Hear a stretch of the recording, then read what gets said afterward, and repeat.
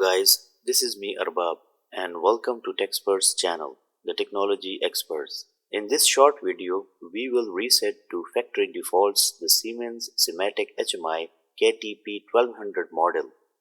Here we have opened the TI portal version 15.1. Let's go to HMI device maintenance and click on reset to factory settings. Select the required interface and click on start search button. Searching for the accessible devices will be started. After that, select the targeted device and click on load button. A pop-up warning will appear. Click yes and the process will be started. This process will take a little time, but never turn off the power to the HMI during this process. After the successful completion of resetting, the HMI will reboot. Thanks for watching.